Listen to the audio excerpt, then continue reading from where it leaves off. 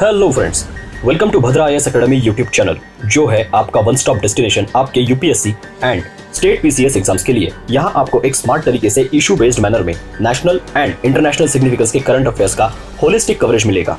और वीडियो के स्टार्ट में ही आपको एग्जाम पॉइंट ऑफ व्यू से इंपॉर्टेंट एक एमसीक्यू क्वेश्चन बताया जाएगा, जिसका आंसर आपको इस वीडियो के एंड में मिलेगा।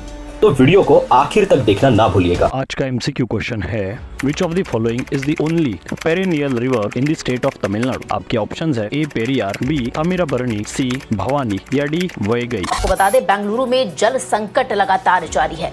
रिपोर्ट के मुताबिक बीबीएमपी और बेंगलुरु शहर में लगभग 800 झीलों में से 125 झीलें जो है वो सूख चुकी हैं। रिसेंटली सेंट्रल वाटर कमीशन के डेटा के अकॉर्डिंग हमारे देश का जो सदर्न पार्ट है, वहाँ पर सीवियर वाटर क्राइसिस की सिचुएशन दिखाई दे रही है। जो रिजर्वायर्स है जो कि हमारे सदर्न इंडिया के, यहाँ पर स्कैरसिटी इतनी हाई है वाटर की, वो भी समर्स के अपने मिड में, मतलब अभी तक के समर्स हमारे खत्म भी नहीं हुए, और जो वाटर लेवल है वो बस ने कैपेसिटी के 17% पर आके पहुंच चुके हैं, जो कि last year same time period में अगर हम कंपेयर करें तो 29% था। और ये लेवल्स लास्ट 10 ईयर्स में लोएस्ट बताए जा रहे हैं। जबकि अगर हम लोग लास्ट 10 ईयर्स में जो मेजर रिजर्वायर्स थे साउथ इंडिया के, मतलब तेलंगाना, आंध्र प्रदेश, तमिलनाडु, केरला एंड कर्नाटका, इन स्टेट्स का, तो इसमें डेटा के अकॉर्डिंग तो यहाँ के जो टोटल 43 मेजर रिजर्वायर्स है जिनकी हम मॉनिटरिंग कर रहे हैं, तो उनका जो एवरेज कैपेसिटी है वो भी 23% की है समर के इन्हीं मंथ्स में। मतलब आज जो लेवल्स है 19% की, ये उनके लेवल से भी काफी कम पर आ पहुंची है, और ये एक बहुत बड़े वाटर क्राइसिस की ओर इशारा कर रहा है। सेंट्रल वाटर कमीशन की रिपोर्ट के हिसाब से जो ओवरऑल रिजर्वायर्स की कैपेसिटी है वो 52.334 बिलियन क्यूबिक मीटर्स की है, जो कि अब घटकर सिर्फ 8.865 बिलियन क्यूबिक मीटर्स की रह गई है। और सी, जब वाटर लेवल्स ड्रॉप होते हैं तो उसका असर ये सिर्फ ड्रिंकिंग वाटर या डोमेस्टिक यूज के लिए किए जाने वाले पानी के अलावा भी डैम्स का जो पानी है वो एक्चुअली इलेक्ट्रिसिटी जनरेशन के लिए और फार्मिंग में इरिगेशन के लिए भी तो यूज होता है ना, और वहाँ पे भी होना ही जरूरी है। तो ये जो रिड्यूस्ड वाटर लेवल्स है, इनकी वजह से अगर आपको बहुत ही क्रिटिकल सिचुएशन आ जाए और अगर प्रायोरिटाइज करना पड़े तो ऑब्वियसली आप ड्रिंकिंग एंड डोमेस्टिक यूसेजेस के लिए ही पानी को डाइवर्ट करेंगे। और फिर इस सिचुएशन में इस पूरे के पूरे रीजन की एनर्जी सिक्योरिटी के साथ साथ फूड सिक्योरिटी भी भारी मात्रा में खतरे में आ सकती है। लेकिन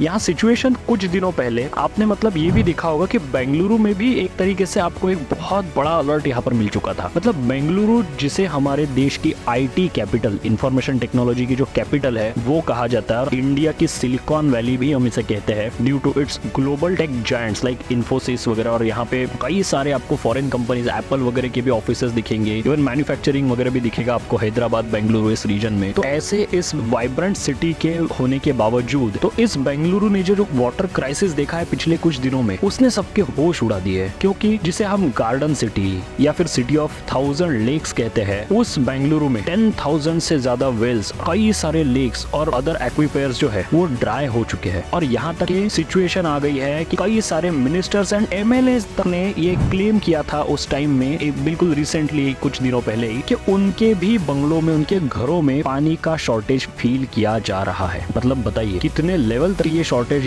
या स्कैरसिटी जो है पानी की वो वहाँ पर फील की जा सकती होगी। मल्टीपल फैक्टर्स की वजह से ये जो क्राइसिस है यहाँ पर ये आया है। मेनली स्कैरसिटी ऑफ रेनफॉल 2015 के बाद से एक कंटिन्यूस डिक्लाइनिंग पैटर्न यहाँ पे बेंगलुरु के रेनफॉल पैटर्न में दिख रहा है। सेकेंडली उसके बाद में वाटर के जो एक्वीफेयर्स है, मतलब जो लोकल रिवर्स वगैरह जो है, उनका सीवियर कंटेमिनेशन होना और चोक हो जाना, क्योंकि जो इंडस्ट्रीज वगैरह यहाँ पे इतना हेवी इंडस्ट्रियलाइजेशन है, तो उसके बाद डायरेक्टली बिना ट्रीट किए, बिना वेस्ट को सेग्रीगेट किए, वो जो पानी डायरेक्टली आप अपनी लोकल नदियों में छोड़ देते हैं, वो आगे जाके क्या करती है, कावेरी जैसी नदियों को जहाँ मिलती है, और उसकी वजह से ओवरऑल ही आपका जो वाटर का पूरा एक रिसोर्स है वो कंटेमिनेट भी होता है और वो चोक हो जाता है। वहीं पर एक्सेसिव कॉन्क्रीटाइजेशन की वजह से अर्बन हीट आइलैंड का फिनोमिना, और उसकी वजह से जिस बेंगलुरु में कभी एयर कंडीशनर जैसे इक्विपमेंट्स की जरूरत ही नहीं पड़ती क्योंकि इतना सुंदर, इतना अच्छा मौसम वहाँ का होता है, तो वहाँ पर अब एयर कंडीशनर्स एंड कूलर्स वगैरह की जरूरत पड़ने लगी है, और इसकी वजह से वाटर स्कैरसिटी और खराब होते हुए दिख रही है अब। और उसी की वजह से पानी कहाँ से आएगा, तो ग्राउंड वाटर में आप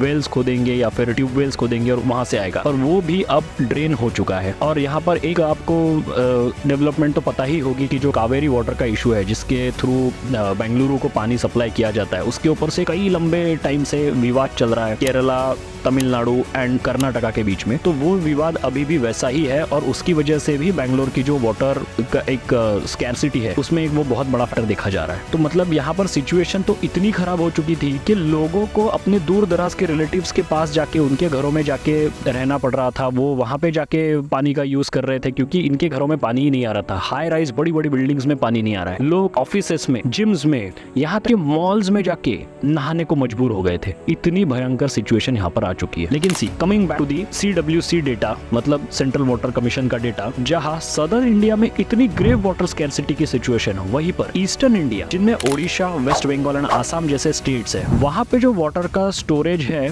या फिर जो रिजर्वॉयर्स में पानी बचा हुआ है वो काफी अच्छी सिचुएशन में है। यहाँ पर लास्ट ईयर के सेम पीरियड में जो कैपेसिटी थी वाटर स्टोरेज की, उसमें एक इम्प्रूवमेंट देखा जा रहा है। लास्ट ईयर जो कैपेसिटी 34% की थी, वो यहाँ पर आसाम, वेस्ट बंगाल और ओडिशा के जो 23 रिजर्वॉयर्स है जिनमें हम मॉनिटरिंग कर रहे हैं, उनमें 39% पानी अभी तक बचा हुआ है, जो कि एक बहुत अच्छा सिग्नल है। वही गुजरात एंड महाराष्ट्र जो कि वेस्टर्न रीजन को रिप्रेजेंट करते हैं, यहाँ पर उनकी जो कैपेसिटी है वो लास्ट ईयर के 38% से कम होकर 31% तक आ गई है। ये एक मतलब यहाँ पर भी एक ड्रॉप आपको देखने को मिल रहा है, but as compare to the southern India ये सिचुएशन फिर भी काफी अच्छी है। तो देखिए ये ऐसा है पूरा ओवरऑल यहाँ पर मामला, पर सिचुएशन तो काफी डरावनी है और स्पेशली साउथ इंडिया के लिए। अब देखते हैं आगे हमारी गवर्नमेंट और सिविल सोसाइटी मिलकर कलेक्टिवली क्या स्टेप्स लेते हैं। तो ऐसे ही इंटरेस्टिंग एंड इंपॉर्टेंट टॉपिक्स को कवर करने के लिए आप हमारे भद्रा IAS अकेडमी के YouTube चैनल को सब्सक्राइब जरूर कीजिए। और अब आज के MCQ क्वेश्चन का आंसर देख लेते हैं। आंसर है ऑप्शन नंबर बी, तामिराबरनी रिवर।